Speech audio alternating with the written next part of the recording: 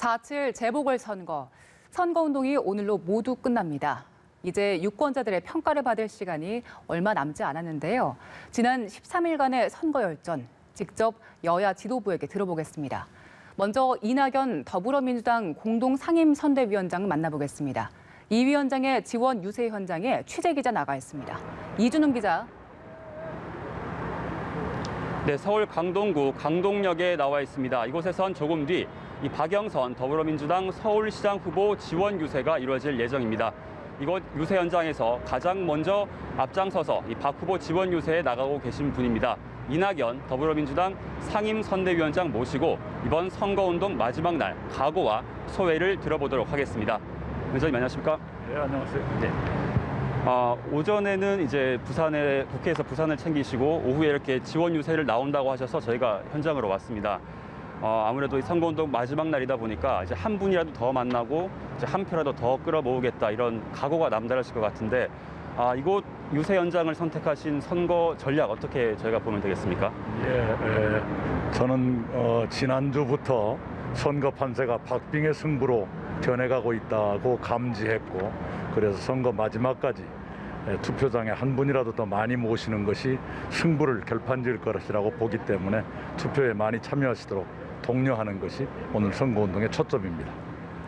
네, 이번 서울 지역의 사전 투표율이 굉장히 높았습니다. 그리고 서울에서도 특히 위원장님의 지역구이신 종로의 사전 투표율이 가장 높았습니다.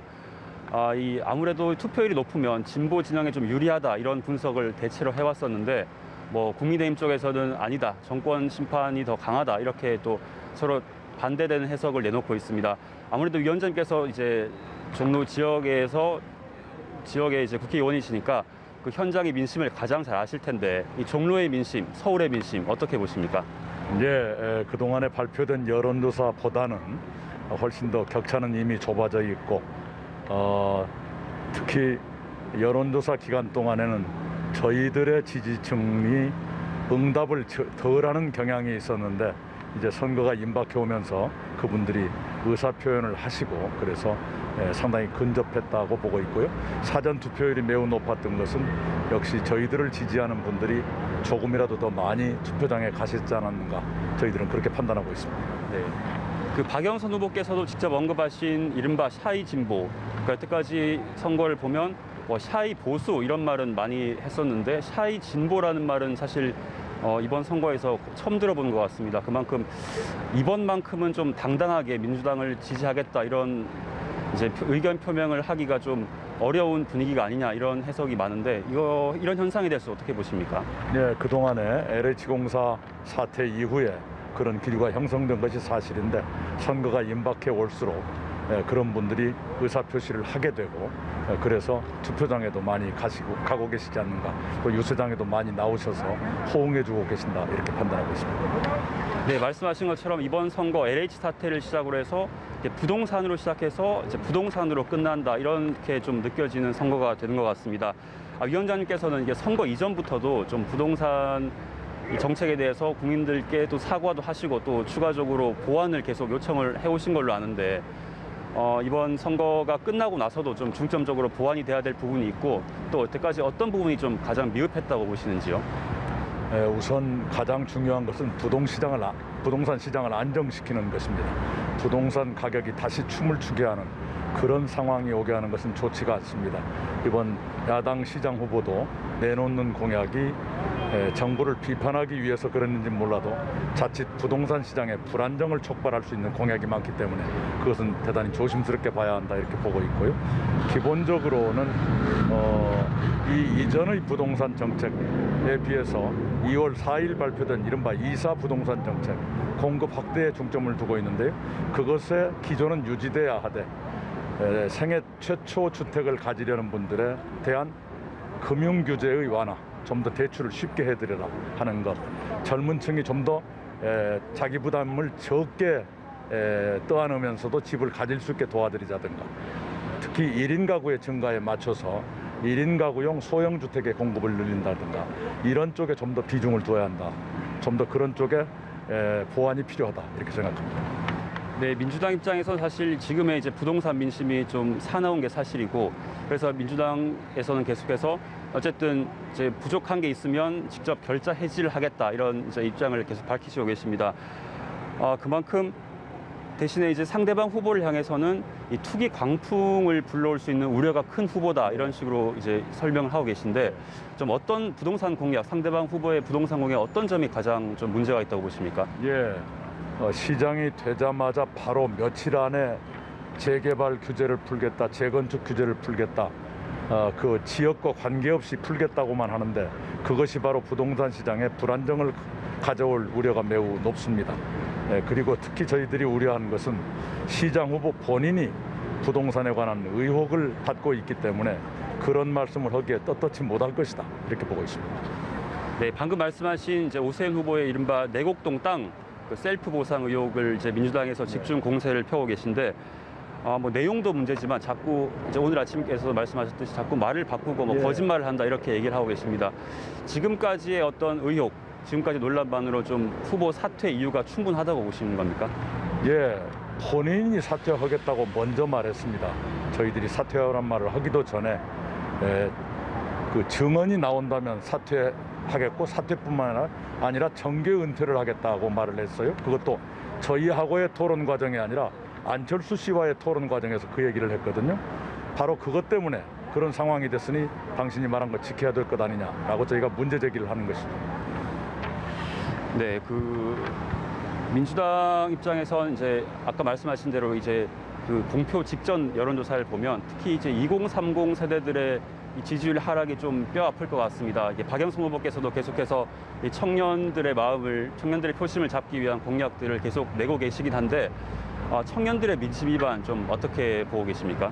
청년들로서는 오늘이 힘들고 내일이 불안한 그런 상태가 계속되고 있죠. 대단히 미래에 대해서 안심을 가지기 힘든, 희망을 갖기 어려운 그런 상황에 내몰리게 있는데 우리 정치 전반이, 정부 전체가 그런 청년들의 고민에 대해서 훨씬 더 적극적으로 대처해서 청년들에게 희망을 드릴 수 있도록 다양한 분야의 정책을 세워야 한다 이렇게 생각합니다.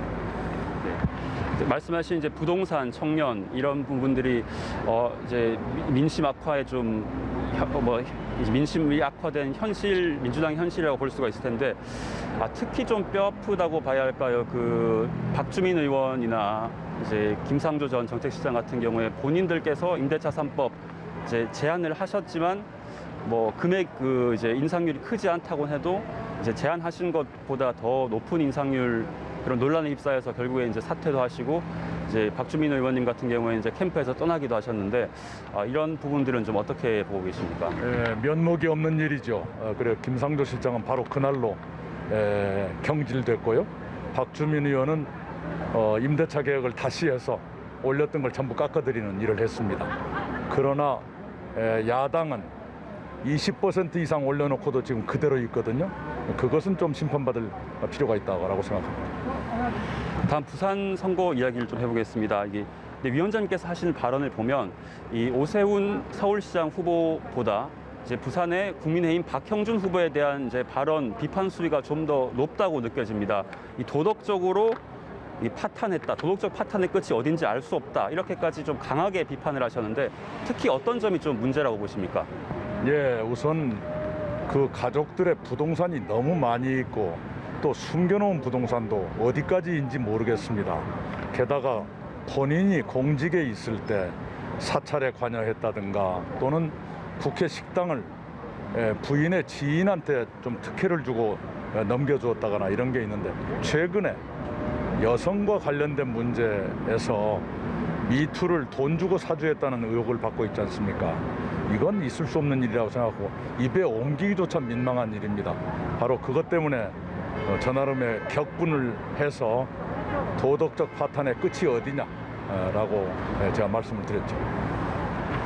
그 이번 선거가 아무래도 이제 각 후보들의 부동산 논란이 좀 있다 보니까 이제 네거티브 공방이 좀 거세다 이런 지적이 있습니다. 이런 가운데서도 이제 박영선, 김영춘 두 후보의 이 공약만큼은 유권자들이 꼭 이제 투표장에 가시기 전에 알고 가셨으면 좋겠다 이런 공약들이 있으시면 좀 꼽아주시겠습니까? 네, 박영선 후보는 청년들을 위한 반값 아파트, 또 청년 출발 자산 5천만 원 무이자 대출 등등의 공약을 했고요. 특히 유치원생 무상급식 같은 건 매우 미래지향적인 공약이라 생각합니다. 김영춘 후보는 북항 재개발을 빨리 촉진하겠다. 그리고 경제 자유구역을 설치하겠다 등등의 공약이 있는데 무엇보다도 가덕신공항을 문재인 정부 재임 중에 최대한 진척시킬 후보는 김영춘이기 때문에, 그리고 가덕신공항은 부산의 운명을 바꿀 만한 큰 사업이기 때문에 이 김영춘을 통해서 부산의 수건을 빨리 이루기를 저도 부산 시민들께 요청드립니다. 네, 그러면 마지막 질문 드리겠습니다. 이제 이번이 선거운동 마지막 날인데, 오늘이 마지막 날인데, 이제 마지막으로 유권자분들에게 이 박영선, 김영춘을 지지해야 하는 이유 마지막으로 전해주시죠. 예, 박영선은 대단히 유능한 사람입니다. 그러면서도 마음이 따뜻하고 눈물이 있는 그런 사람입니다. 그런 시장을 원하신다면 여러분 박영선을 선택해 주시고요. 김영춘 후보는 가덕신공항이 부산의 미래를 좌우합니다. 가덕신공항을 최대한 많이 진척시킬 그런 시장을 가지시는 것이 부산의 미래를 위해서 필요합니다. 시민 여러분의 현명한 선택 기대합니다. 네, 선거운동 마지막 날 유권자들 향한 지지 호소까지 들어보셨습니다. 위원장님 감사합니다. 네, 지금까지 이낙연 더불어민주당 상임선대위원장과 함께했습니다.